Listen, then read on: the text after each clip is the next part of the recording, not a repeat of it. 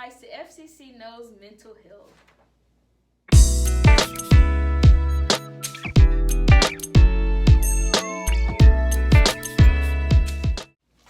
Welcome back to FCC Knows Mental Health. I'm your new host, Alexandria Lamont, a counseling intern from Columbus State University, currently enrolled in their clinical mental health graduate program. And these are my new co-hosts.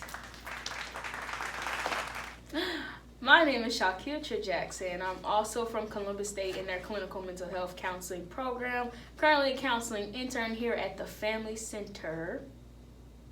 And I'm Naya Brazel, like the others. I'm also a counseling intern from Columbus State University from the clinical mental health counseling program, and I'm a counseling intern. Despite advances in health equity, disparities in mental health care persist. Agencies for Health Care Research and Quality report racial and ethnic minority groups in the U.S. are less likely to have access to mental health services, use emergency departments, and are more likely to receive lower quality of care, which can lead to poor mental health outcomes amongst racial and ethnic minority populations. So it is important to progress and destigmatize and normalize the importance of upkeep and maintaining mental health. So with that being said, what are you guys' thoughts on Minority Health Awareness Month? I think it's good to keep in mind that considering the cultural aspect and the cultural considerations of minorities actually going out and seeking the help, it's good to keep in mind that because of the whole keep it in the family aspect of it, a lot of them, even if the help is there, they don't feel that comfortable going outside of the family, talking to a complete stranger about what's going on the inside of their family. And also keep it in mind that even with them doing that, the support may not always be there with their family, because their family are probably also looking at it as, why are you talking to somebody else outside of our family when you can just talk to one of us? So it's like, even keeping that in mind, that sometimes it's difficult for them to try to go out there and get that help because of that mindset that they've been stuck in, and that mindset that they've been raised in for so long. It can keep them from getting the real help that they need, especially professional help. So, quick question, have you guys also experienced this in your personal lives with you guys' family and friends and things like that? I have. Definitely. What about you, Maya? Yeah, I think I have too, like, from the aspect of, like, what does a counselor, like, what do we need a counselor for, basically? Right. It's like, well, you can pray it away or put it on the shelf for later. Right. So I think even just dealing with the stigma as a professional, you have to be mindful of that, and then think of how it affects your clients and them coming into that and addressing the biases that you may have against their culture as well as your own biases. Right. I think those are great points that you guys are both raising. I know personally, in my family, which is, you know, mixed with Hispanic and African American cultures, it's basically tell it to God, he's gonna fix the problem, you know? You don't tell the strangers, especially, you know, outsiders, what's going on within your family or in your personal life. You basically pray on it, write it down, or keep it to yourself. Which is not always the healthiest option. Right. So I think it's important to, like, relay that message to our clients, especially those in minority ethnic groups, the importance of, you know, mental health. Right, and to, like, add on to that, like, there's nothing, it's like, we're not saying there's anything wrong with, like, praying and seeking out your religion and your spiritual life and using that as, like, a coping skill, but sometimes we have to use wisdom to know that, okay, this is kind of beyond me, and I need to go seek somebody who has been specialized in this training, especially when it comes to trauma and things like that. It's hard to process that stuff on your own, so you do need someone to sit there across from you and actually point out some of the things that you're probably not seeing, that you can pray on it, but then it's also like, what are you getting from this?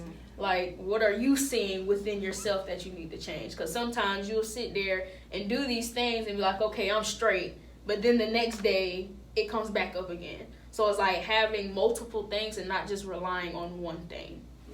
And I think it's also, like, you can bring that into the counseling atmosphere, like, as For a sure. tool to use, like, For sure. you use praying, and it's valuable in your culture, so you can bring that along with learning new skills. Exactly. So that's why it's important to, like, address the minority aspect of mental health, to see what's their values and see how it aligns with counseling and what we provide here. Right. Great input, you guys. I think that kind of leads us into our next segment, which is basically surrounded about the importance of self-care. International Self-Care Day is on July 24th. And with that being said, I'm going to turn it over to Maya, who has more information on self-care. Okay. So self-care basically means just taking care of yourself and making yourself a priority, taking the time to eat regular meals and get enough sleep.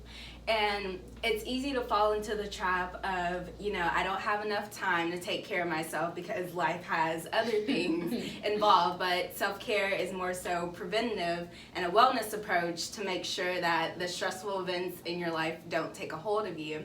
So just finding the time to do things you enjoy, like riding a bike or taking a bath. It doesn't always have to be spending money, but if you like to, spend some money on things like getting your nails done or hair done, that can be part of your self-care routine as well. So, Shakira, you have some tips for our viewers? Yes, and the first tip I would like to say, unhealthy activities do not count as self-care. That means substance use is not a healthy way of coping or a healthy way of taking care of yourself. Also, overeating, binging. Because after you binge and you eat all of that stuff, 9 times out of 10, you're not going to feel good about it. Or other unhealthy behaviors might hide uncomfortable emotions temporarily. Like, these things do not last, and you're always going to have that need to get another fix, per se. Like, okay, this lasted me a good 30 minutes, but then like an hour later, you go back and do it again. And is that really benefiting you? No, not at all. Make self-care a priority. That means making yourself a priority. Yes, I know. You have family, you have kids, you have a lot of people that's connected to you, and you have a lot of people that's dependent on you. But can they really depend on you if you're not together? Let's think about it. No. Because if you're not taking care of yourself, everything else is going to fall apart around you. It's going to start to affect your finances, your family, school. If you're in school, it's going to show up in work. All of these things are going to start being affected if you're not properly taking care of yourself. So put yourself first, and unhealthy activities are not self-care. They're temporary fixes that do not last very long. Yeah, so there's some great points that you guys shared with our viewers. So, quick question. What do you guys personally do for your own self-care? Do you have any specific challenges that you find or face with implementing self-care into your routines? I know, like, for me, what you said, Shakira, about, making yourself a priority. I am a mom, so naturally my son is going to come first. But with that being said, it goes with the whole airplane mask analogy. Basically, you got to put on yours first before you can be able to help someone else. Right. So that's something I'm learning to do more often, and some things that help me out with maintaining my self-care, some things that I do actually do and enjoy doing to help with my self-care routine is like, going to get my nails done, a manicure, pedicure, fill-ins, doing my hair, getting it done, not me personally doing it, because Girl, me neither. that's not, for me personally, that's not self-care for me. That's unhealthy for me. Yeah, it's more stressful for me than self-care and relaxing. Some other things, maybe listening to music. I enjoy working out, actually. That helps relieve a lot of stress for me and also helps me obtain my physical goals. So what about you guys? Well, I think I struggle with self-care in general because I know I'm like, I don't have time for it, so I'm being honest. But I think one thing that helps me is being intentional, like setting apart the time. Like, I enjoy reading, so reading is something for me that I can take 30 minutes a day to do and actually be intentional behind it and have something away from everything else I'm doing. Wow, that's great, Maya. Maybe you can recommend some books for our viewers. Well, right. Maya's book club. Right. See, it's funny, like, hearing both of y'all because, one, I don't have any kids and I'm also not married. So it's like, for me, putting myself first comes easy right now because I don't have those extra responsibilities like you have, Alexandria, or like many other people have. So it's probably, you know, more easier said than done for some folks. So that's why I said it comes easier for me because, you know, once I leave the center, it's like my head go blank. Like, whatever we talked about in there, I automatically tune it out and I don't take these things home. Like me, because I'm a Christian and I'm very like spiritual in that aspect, praying does help me. Also, like reading the Bible or spending time with my church family or just with family in general. Those things really bring me peace and makes me happy. I can stay there for the longest of time and then come back and be rejuvenated. And like how you said, like with exercising, me, I love exercising in the morning because it's kind of like, it sound bad, but it's like I mellow myself out by exercising because it's like I'm like tired already, so it's kind of, I be chilled throughout the rest of the day. So whatever I hear or whatever happens, I just have like a laxed approach to it. It's like, look, I just did a 45-minute intense workout. I don't have the time nor the day.